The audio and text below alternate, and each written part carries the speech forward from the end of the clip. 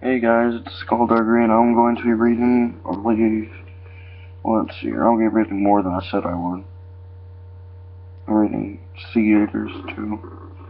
I'm doing 1, 2, 3, 4, 5, 6 creepypastas. 6 creepypastas reading. So, let's start with Jeff's. Now, if you don't know Jeff the Killer is, you probably either not that big into creepypasta or you don't know what the heck it is at all. You probably know his face most popular. It's terrifying you with that white pale face. Okay. Local newspaper. Ominous unknown killer is still at large. After weeks of unexplained murders, the ominous killer is still on the rise. After little evidence has been found, a young boy states that he survived one of the killer's attacks. Burby tells his story. I had a bad dream. I woke up in the middle of the night, the boy says. I saw that for some reason the window was open, even though I remember it being closed before I went to bed. I got up and shut it once more. Afterward, I simply crawled under my covers and tried to go back to sleep. That's when I had a strange feeling, like someone was watching me. I looked up and nearly jumped out of my bed. There was a little ray of light, illuminating from between my curtains were a pair of 2 eyes. These weren't regular eyes. They were dark, ominous eyes. They were boarded and black. Just plain out terrified me. That's when I saw his mouth. A long, horrendous smile made every hair on my body stand up. The figure stood there watching me. Finally, after what seemed like forever, he said it.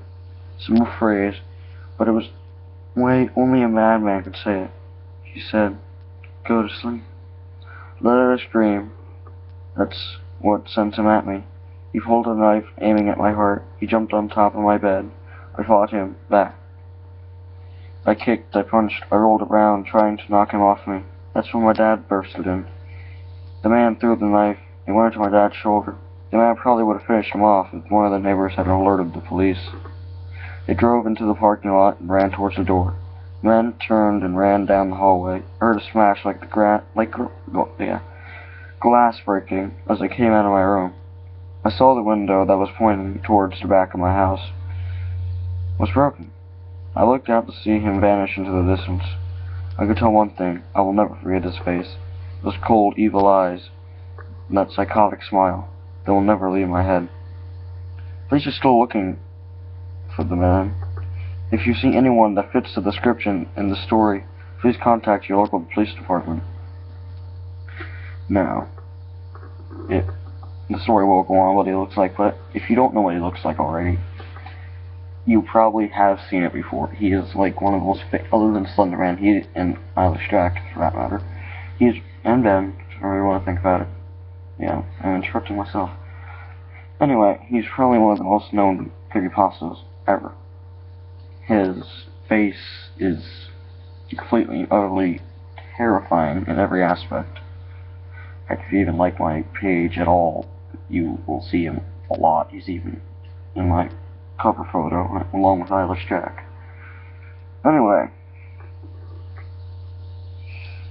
Jeff and his family had just moved into a new neighborhood.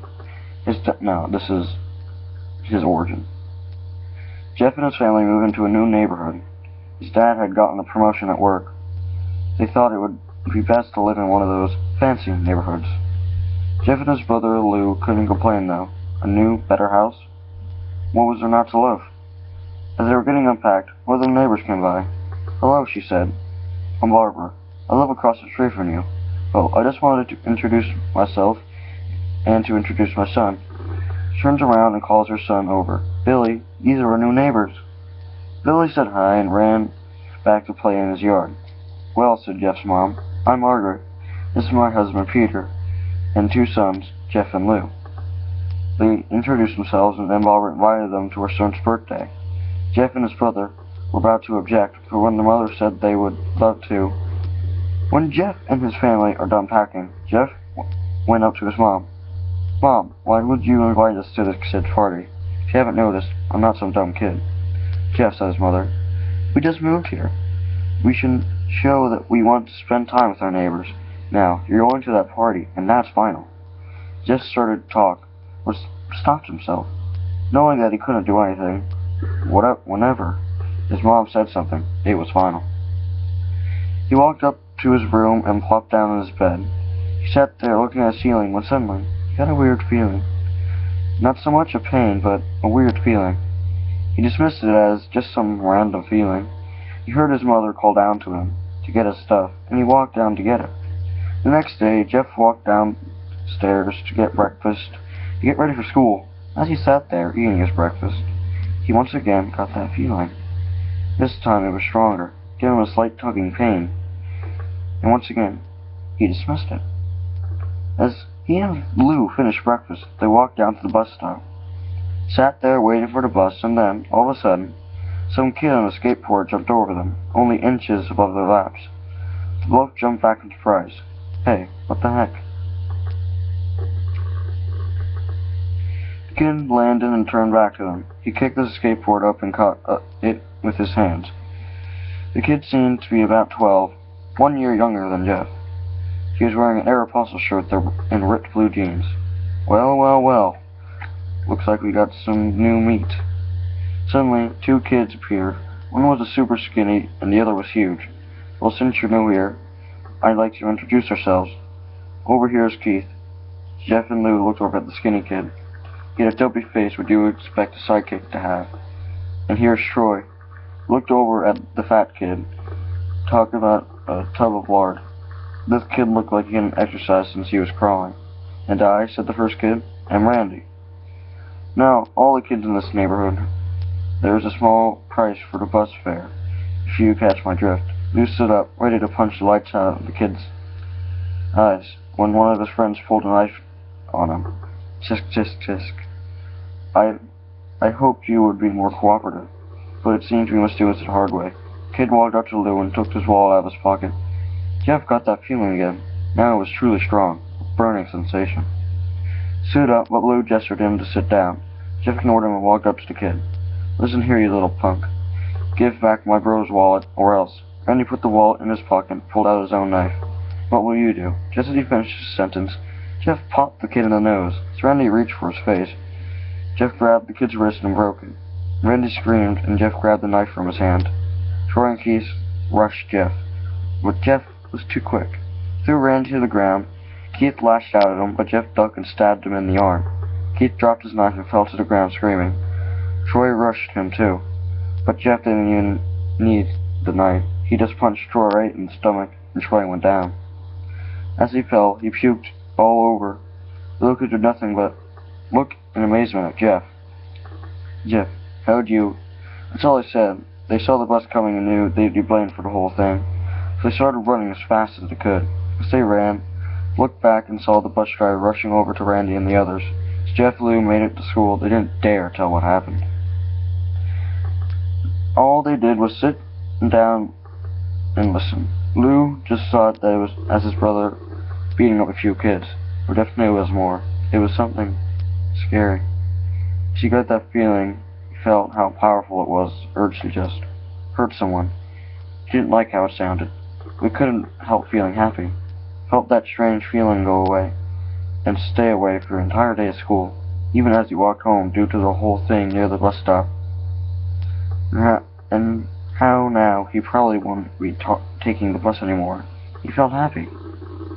When he got home, his parents asked him how his day was, and he said, in a somewhat ominous voice, it was a wonderful day. Next morning he heard a knock at his front door. He walked down to find 2 police officers at the door. His mother looking back at him with an angry look. Jeff, these officers tell me that you attacked 3 kids. And this wasn't a regular fighting. That they were stabbed. Stabbed, son. Jeff's gaze fell to the floor, showing his mother that it was true. Well, they were the ones who pulled the knives on Jeff and me and Lou. Son, said one of the cops, found 3 kids, 2 stabbed, one having a bruise on his stomach. And then we had witness proving that you fled the scene. Now, what does that tell us? Jeff knew it was no use. He could say him and Lou had been attacked, but then there's no proof. It was not them who attacked first. They couldn't say that they were fleeing, because truth be told, they were. So Jeff couldn't defend himself or Lou. Son, call your brother down. Jeff couldn't do it, but since it was him who beat up the kids. Sir, it was me. I was the one who beat up the kids. Lou tried to hold me back, and he couldn't stop me. The cop looked at his partner, and they both nodded. Okay, looks like a year in juvie. Wait, says Lou. Lou looked up to see him holding a knife. Officers pulled the guns and locked them on Lou. It was me. I beat up those little punks. Had the marks to prove it. But up his sleeves revealed cuts and bruises, as if he was in a struggle. Son, just put the knife down, the officer said. Lou held up the knife and dropped it to the ground. Put his hands up and walked over to the cops. No, Lou, it was me. I did it. Jeff had tears running down his face. Huh, poor bro, trying to take the blame for what I did. Well, take me away. Police led Lou out to the patrol car. Lou, tell them it was me. Tell them. I was the one who beat up those kids. Jeff's mother put her hands on his shoulder. Jeff, please, you don't have to lie. We know it's Lou. You can stop. Jeff watched helplessly as the cop car speeds off with Lou inside. A few minutes later, Jeff stopped Lou in the driveway, seeing Jeff's face and knowing something was wrong. Son, what is it? Jeff couldn't answer. His vocal cords were strained from crying. Instead, Jeff's mother walked his father inside to break the bad news to him as Jeff worked on the driveway. After an hour or so, Jeff walked back to the house. Seeing that his parents were both shocked, sad, and disappointed, he couldn't look at them. He couldn't see how they thought of Lou when it was his fault. He just went to sleep, trying to get the whole thing off his mind. 2 days went by, no word from Lou at JDC, no friends to hang out with, nothing but sadness and guilt. This is until Saturday, when Jeff was woke up by his mother with a happy and sunshine face. Jeff, it's today, she said as she opened the curtains that light flooded into his room. What's today? Asked Jeff as he stirs awake. Why, it's Billy's party. And he was now fully awake. Mother, you're joking, right? You don't expect me to go to some kid's party after there was a long pause. Jeff, we both know what happened. I think this party could be the thing that brightens up the past days. Now get dressed. Jeff's mother walked out of the room and downstairs to get ready herself. He fought himself to get up. He picked out a random shirt and pair of jeans and walked downstairs. He just saw his mother and father all dressed up. Mother in a dress and his father in a suit. He thought, why would they even wear such fancy clothes to a kid's party? Son, is that all you're going to wear? Said Jeff's mom. Rather than wearing too much, he said. His mother pushed down the feeling to yell at him and hit it with a smile. Now, Jeff, you may be overdressed, but this is how we're going to make a good impression, said his father. Jeff grunted and went back to his room. Don't have any fancy clothes, he yelled downstairs. Just pick out something, called his mother. He went out of his closet for what he would call fancy. He found a pair of black dress pants he had for special occasions and an undershirt. He couldn't find a shirt to go with it, though. He looked around and found only striped and patterned shirts, none of which go with dress pants. Finally found a white hoodie and put it on. You're wearing that? They both said. Mother looked at her watch. Oh, no time to change. Let's just go, she said as she herded Jeff and his father out the door. Across the street over to Barbara and Billy's house. He locked in the door, and at it appeared Barbara, just like his parents, way overdressed. As they walked inside, all Jeff could see were adults, no kids. The kids are out in the yard, Jeff. How about you go meet some of them, said Barbara. Jeff walked outside to a yard full of kids. They were running around in weird cowboy costumes and shooting at each other with plastic guns. He might as well be standing in a Toys R Us. Suddenly, a kid came up to him and handed him a toy gun and hat. Hey, wanna play? He said. No, kid. I'm way too old for this stuff. The kid looked at him with that weird puppy dog face. Please, said the kid. Fine, said Jeff. He put on the hat and started pretending to shoot at the kids. First he thought it was totally ridiculous, but then he started to actually have fun. It might not have been super cool, but it was the first time he had done something that took his mind off of Lou. So he played with the kids for a while until he heard a noise, a weird rolling noise, then it hit him. Randy, Troy, and Keith all jumped over the fence on their skateboards. Jeff dropped the fake gun and ripped off the hat. Randy looked at Jeff with a burning hatred. Hello. Jeff, is it? He said. We have some unfinished business. Just saw his bruised nose. I think we're even. I beat the crap out of you, and you get my brother sent to JDC. Randy got an angry look in his eyes. Oh, no, I don't get even. I go for winning. You may have kicked our asses that one day, but not today. As he said that, Randy rushed at Jeff. They both fell to the ground. Randy punched Jeff in the nose. Jeff grabbed him by the ears and headbutted him. Jeff pushed Randy off of him, and they both rose to their feet. Kids were screaming, and the parents were running out of the house. Troy and Keith both pulled guns out of their pockets. No one interrupts or guts will fly, they said. Randy pulled a knife on Jeff and stabbed it into his shoulder. Jeff screamed and fell to his knees. Randy started kicking him. Randy started kicking him in the face. After 3 kicks, Jeff grabbed his foot and twisted it, causing Randy to fall to the ground. Jeff stood up and walked towards the back door. Troy grabbed him. Need some help? He picks up Jeff by the back of the collar and throws him into the patio door. Jeff tries to stand up. He is kicked to the ground. Randy repeatedly starts kicking Jeff until he starts to cough up blood. Come on, Jeff. Fight me. He picks up Jeff and throws him into the kitchen. Randy sees a bottle of vodka on the counter and smashes the glass over Jeff's head. Fight. He throws Jeff back into the living room. Come on, Jeff. Jeff, look at me. Jeff glances, his face riddled with blood. I was the one who sent your brother to JDC. Now you're just going to sit here and let him rot for a whole year? You should be ashamed. Jeff starts to get up. Oh, finally, stand and fight. Jeff is on his feet now, blood and vodka on his face.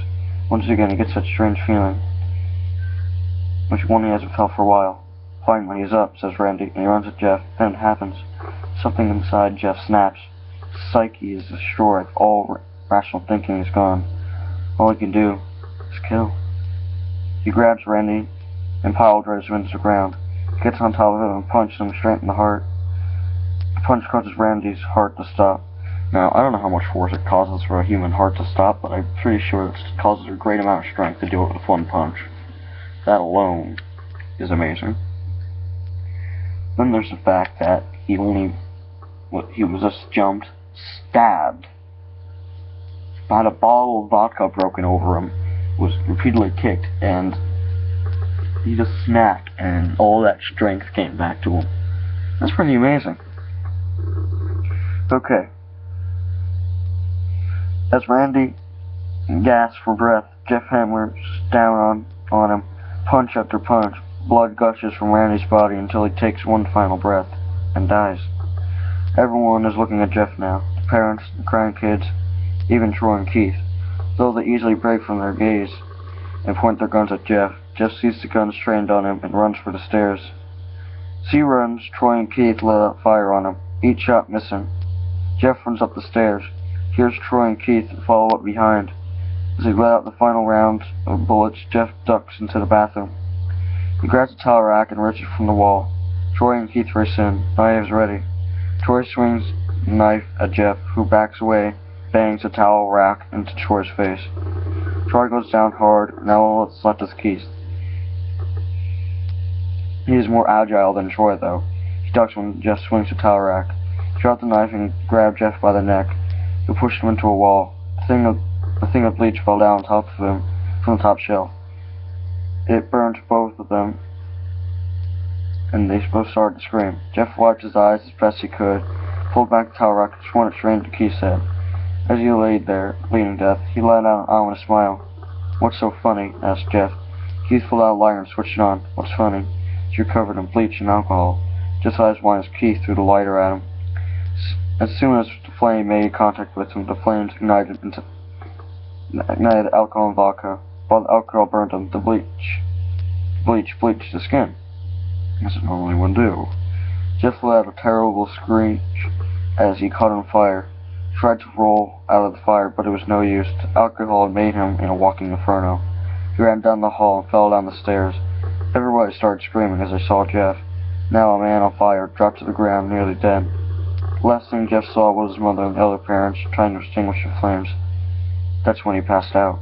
Now, you are burning, and your skin is being bleached white, and you have alcohol in you. and you on you.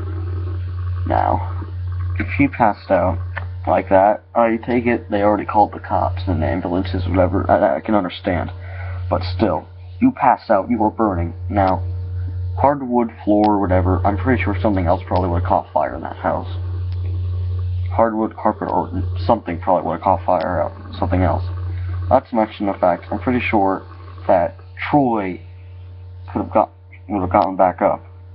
He was hit in the stomach, not the head like, what's his face? I forget his name already. Keith. Okay. When Jeff woke, he had a cast wrapped around his face.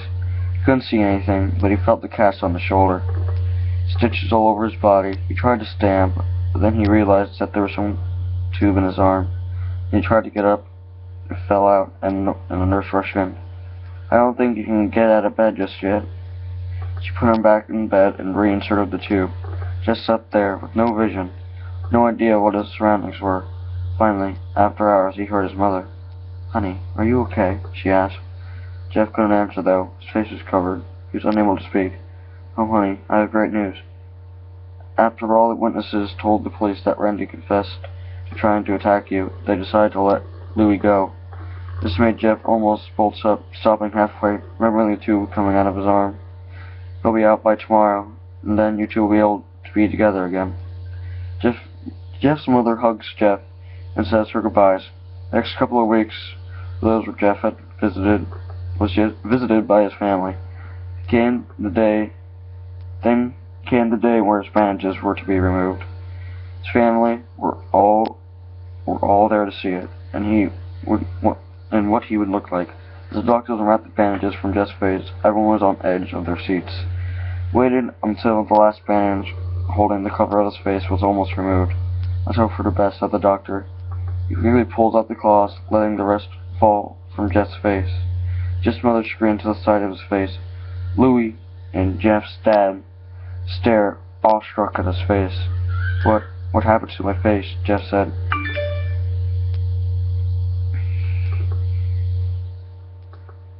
She rushed out of bed and ran into the bathroom. He looked in the mirror and saw the cause of the stress. His face. It's horrible. His lips were burned to a deep shade of red. His face was turned into a pure white color. His hair singed from brown to black. He slowly put his hands to his face. It had a sort of leathery feel to it now. He looked back at his family and then back to the mirror. "Jeff," said Louie. "It's not that bad." I think it's Louie, I don't know. "Not that bad," Jeff said. "It's perfect." His family were equally surprised.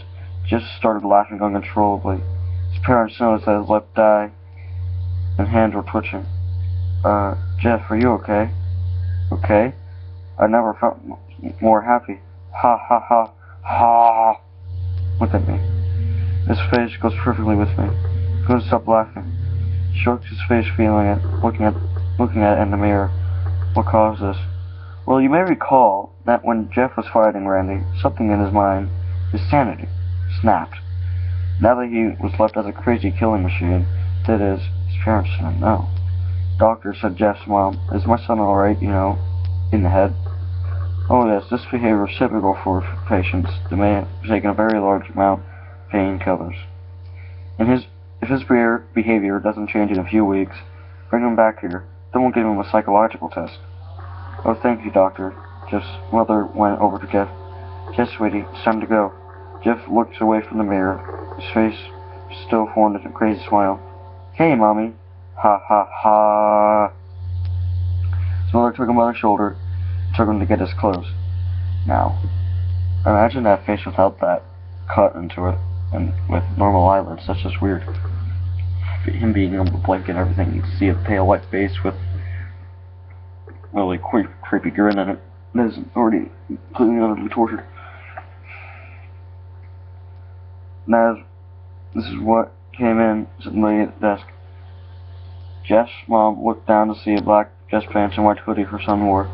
Now they were clean, and with blood and stitched together. Jeff's mother led him to his room, and they made him put clothes on.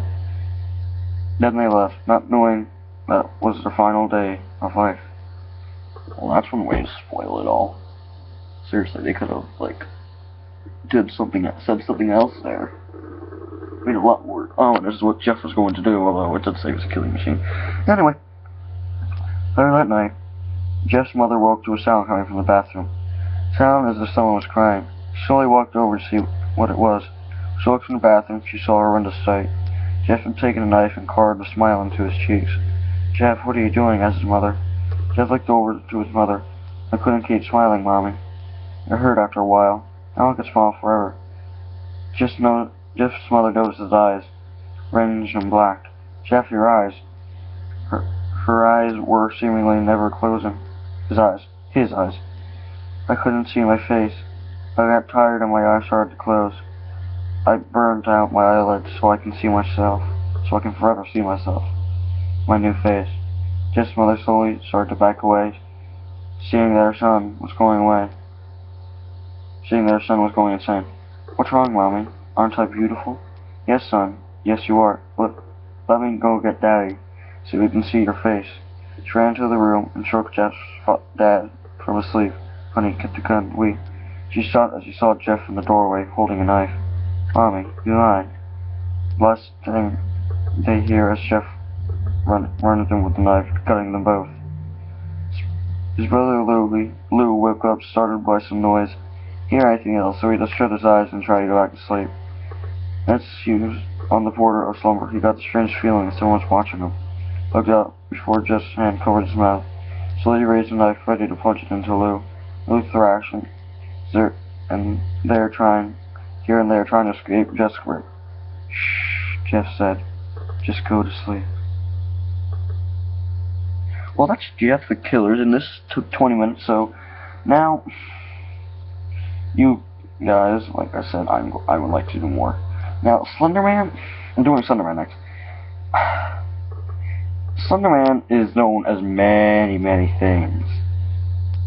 Okay, the Slender Man with the space, the Tall Man, the Thin Man, Der Schleicherman, the Fjordov, Schwachwald, Slenderman with no space, the Pale One, the White King, Master, Black King. Now, I know I probably butchered the other languages. I'm terribly sorry. If you were offended by that, I really am sorry. I don't know how to speak any of the other languages. Identity, unknown being. Appearances, MEEMHMLTTDH. Origins, Victor Surge, something awful forms. Now, if you don't know what Slenderman is, I can just tell you the story. Slenderman, as you know from the game, tall, white, pale, hides in the woods, abandoned, fenced in, normally never leaves in the game, although he has been seen and referenced throughout all of history. Tall man, the angel, blah blah blah. Now you'll find a lot of videos of Facebook, stupid stuff. One of them was just a SpongeBob shirt. I don't know why they do that, it was just weird. Some of them are really good. Some of them are like really good. Although, I know who we're called Master. Slenderman generally appears in modern times as a tall man in a black or gray suit, red or black tie, white shirt, no eyes, mouth, or clearly defined facial features. Now, there are stories of him having a mouth that it's very non-noticeable until he starts opening it. Like, it's like completely pale face until he starts like opening his lips just a little bit, and then you see a faint line. They opens it with jagged teeth, arranged strangely in his mouth. Basically, it's like the Wendigo, except not tall and green, and he's not that skinny.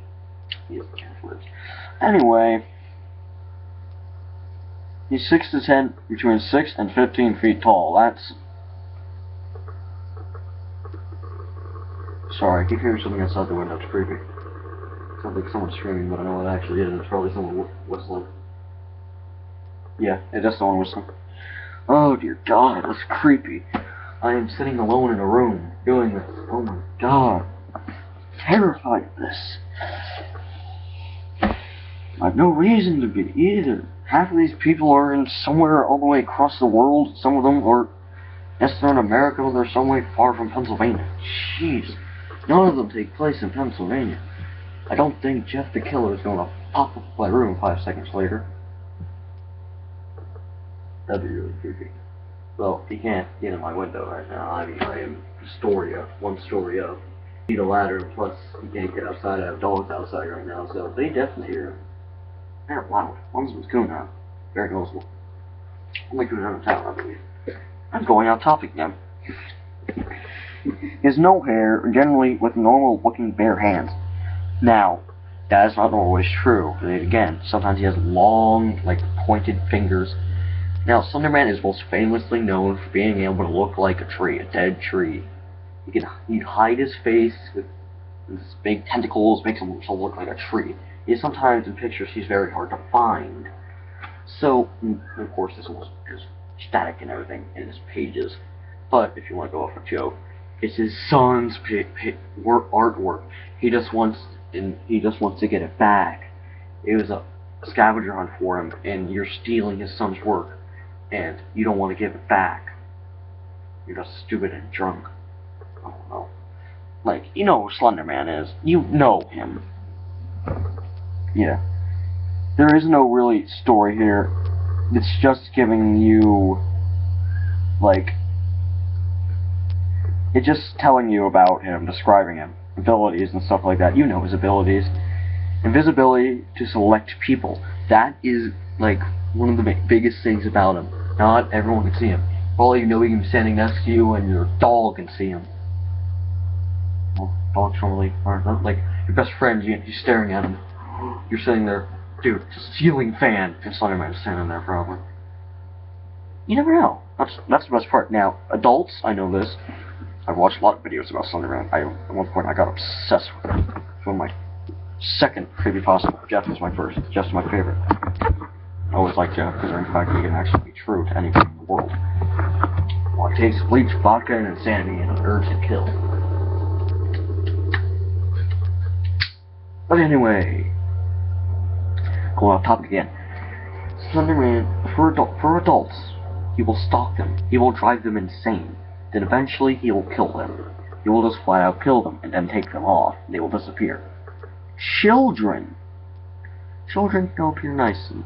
He'll be very kind. He will hold their hand. He will be welcoming, give them hugs.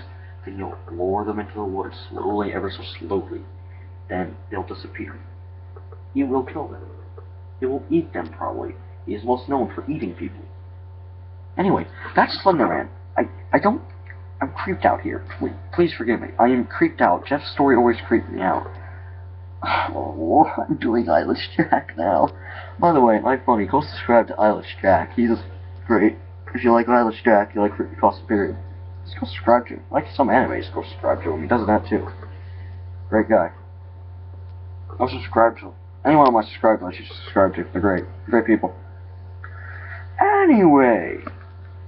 Now, I posted a thing about it earlier. You may already know a little bit of the story. That is from the story. A little picture of little Jack. Jack. Little Jack just sitting there, his mask on. Just sitting there, a little cute and adorable. Telling you about the half-beaten kidney. It's what I'm saying, Spark is, like, he'll come to you at night, use a scalpel, open you up, take your kidney, and stitch you back up. He's basically a freaking doctor that eats you. He's a surgeon. I'm not so sure, but I really want to stop this. I really do. I really do. I hate myself for wanting to do this, but I also love myself for doing this because it's really fun telling you guys these stories. I hope this has audio. Yeah, it does. I found out the problem. My laptop has volume. First video about Ben, by the way. He's just my George Mask guy. He's stalked the viewer and everything. Anyway, I didn't have the volume all the way up. This last two videos I do. So please make sure to turn up when you're watching the videos, turn up your sound so you can actually hear me talking. You already know what it looks like. I really don't want to give away too much about my room. Sadly I don't have too much creepypasta stuff in here. I really want it, but after the stabbing of Slenderman, my parents, well, mostly my father, doesn't want me doing anything revolving around him. Now, obviously, I really don't care. I will go on the internet, I will look him up. It's Slender Man. I mean, you really can't go too much more with the creepypasta without seeing him. You look at creepypasta, the first images you'll see have Slender Man in them. So, really, you can't look at creepypasta without him. I told him this, and he finally agreed. But he still doesn't really want me looking up Slender Man specifically. By the way, some people think that there's only like 5 or 6 creepypastas. There are hundreds of thousands of them. My least favorite's the painting. I don't read them all. They're Japanese, German, American, all sorts of them. There are a lot. The painting's about a demon in a painting found in an attic, and this little kid's brother gets taken by the demon as the other kid hides in the bathroom. Then the kid wakes up, looks at the painting the next morning, and sees his brother's face in the freaking painting. Now, you can't tell me that's not weird, but it's kind of like plain. I mean, after the famous ones, some of them kind of copy off them, or they're still creepy in their own way, but still. Anyway, I really don't want to do this. I should take a little bit of a break. I can edit it out. I won't, but I could. I really like editing and telling you guys these stories. If you don't like me doing these, please let me know. I won't do them anymore, but if you do, well, let me know. Now, Just Another Fangirl, you will still get to pick, by the way. Just Another Fangirl 1. You will still get to pick. Pick. I just wanted to do these. There's a lot. I believe I'm doing Smile Dog. Yes, Smile Dog, if you don't know who he is. I'm going off topic again, but I'm still going to talk about Smile Dog a little bit. Smile Dog is Jeff the Killer's dog, basically. If you can't tell, he has a big grin on his face. He was resurrected. In fact, I can tell you a story right now. I don't have to read it. Now, it won't be word for word, but I can tell you a story. There's a dog, he was abused, beaten, and he was taken to the vet one day. He was abandoned. And they brought it in, and what they found was the dog died. Smile Dog died. Well, it was a Smile Dog at that point. The dog died. All these cuts and bruises, all these cuts and gunshots. And he was shot, I believe. He was shot or something. He was definitely stabbed. And they covered him, put him in a morgue. They were going to cremate him. And the next morning, they woke up and they found the security guard, the female security guard's body dead. The dog's body was nowhere to be found. Now, if you can't tell, the dog was resurrected, big smile on his face, and was on a killing spree, killing his former owners for abusing him, and I believe it's someone else murdering. That's Smile Dog. He's the dog that was like Jeff the Killer. He went dog, except Jeff didn't die. He was resurrected, but he still was insane, basically an insane dog. Psychotic killing dog. Same smile like Jeff. It was basically carved into his face. It's not a natural smile. By the way, some pictures of him have human teeth. That's weird. Now, if you really want me to do, I might do what's his name? Unwanted House Guest. He is one of the most popular. Yeah, again, one of the most popular.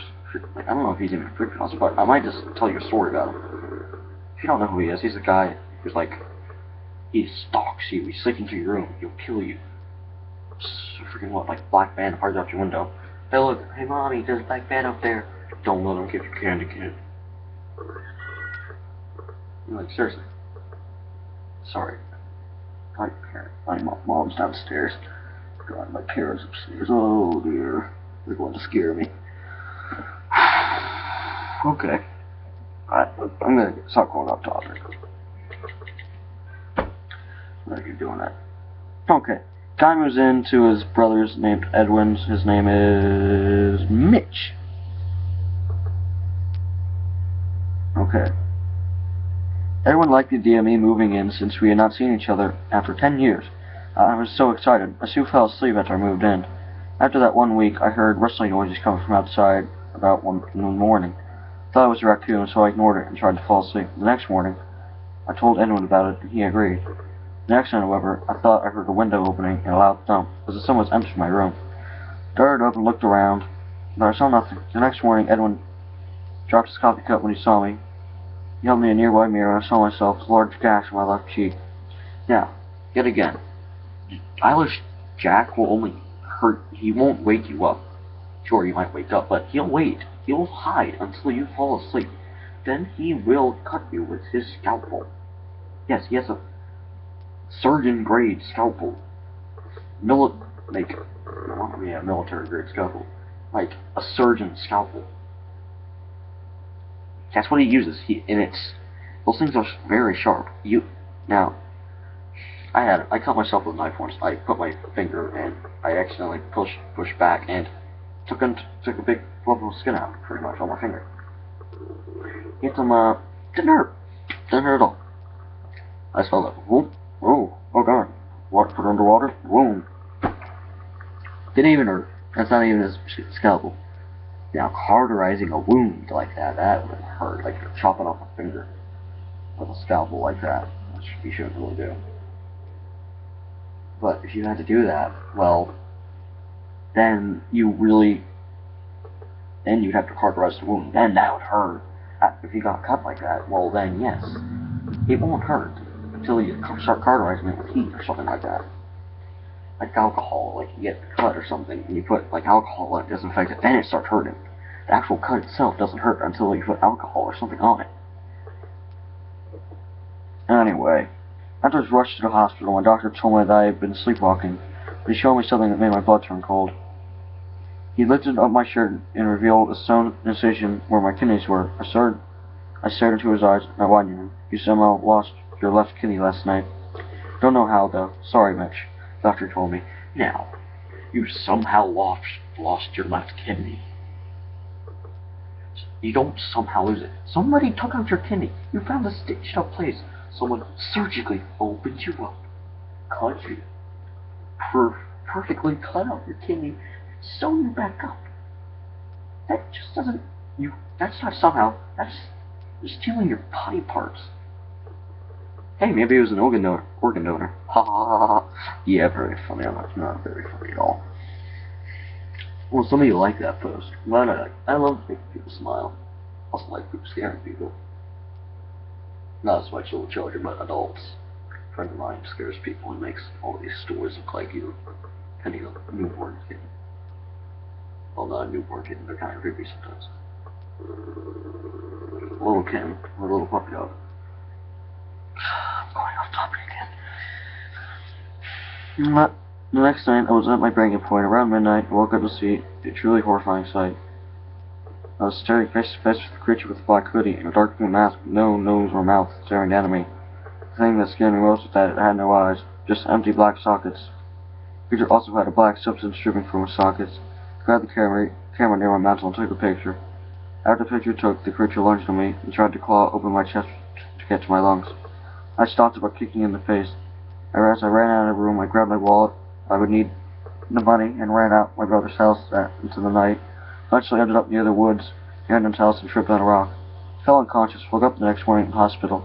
The doctor entered me into the room, the same one who treated me before. I have good news and bad news, Mitch. The doctor said, the good news is that you had minor injuries and your parents are going to pick you up. I said with a sigh of relief. The bad news is that your brother's been killed by something. Sorry. Now, I understand yet again, he has no eyes. Now, nobody, Jack, if you watch this, please tell me what he looks like under his mask. I do not know. I've seen so many different things. One of them makes him look like Slender Man. One of them looks normal with his jagged teeth. Anyway, parents took me back to Edwin's house to collecting my remaining belongings, which I did. Upon entering my room, I was scared, but remained calm, grabbed my camera, and stopped dead in my tracks. The hallway leading to my room, I saw Edwin's body and something small lying next to it. I picked up the small thing and entered my parents' car. Not mentioning Edwin's corpse, I looked at the thing I picked up and nearly vomited. I was holding my stolen half-eaten kidney with some black substance on it. Now, yet again, I am confused. Yeah, also tell me what that black substance is. I really want to know. Don't need to do smile, dog. The rake. Okay, I'm doing the rake. I'm doing Seed Eater. The rake, I can tell you. But I was Jack. He killed him. He has a picture of him. Well, I'll tell you a picture. But anyway, I don't get it. Like, yes, he had a half-eaten kidney, but why was the body there? They found a dead body. The cops should have been called. It would have been police scene, and he would never know about the stuff. The cops would have taken it as evidence. Everything would be evidence. Everything. He would be interrogated. The doctor would be interrogated. His parents. Everything would be caught on, bagged and tagged. Everything. That's not right. Now, the rake. Oh, he is very popular. He ate. Yeah, he ate. He steals people. Well, not steals. He kills people. He will sit in your room. He'll sit there. He'll sit there. Looks mangled. Looks mangled. Completely and utterly mangled. He'll just sit there. He'll sit there and sit there and sit there and sit there. And maybe he'll talk to you.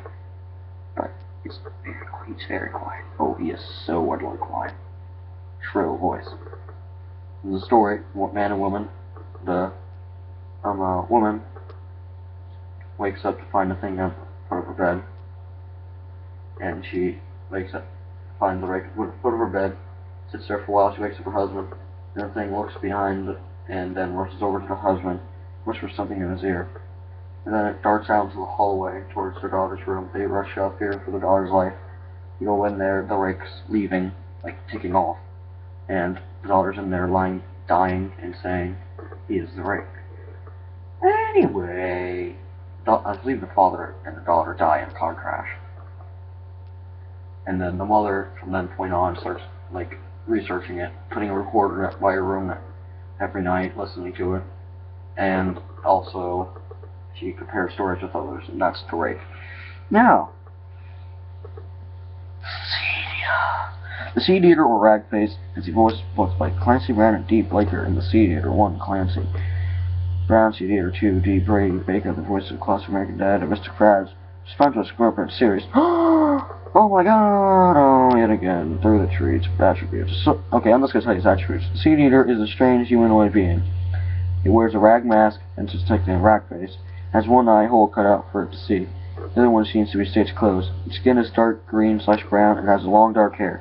Seed Eater's mask has been a second hole for into either a mouth, a beak, or a snout. The Seed Eater is most often described as being tall, vaguely human in appearance, and often in its foul odor.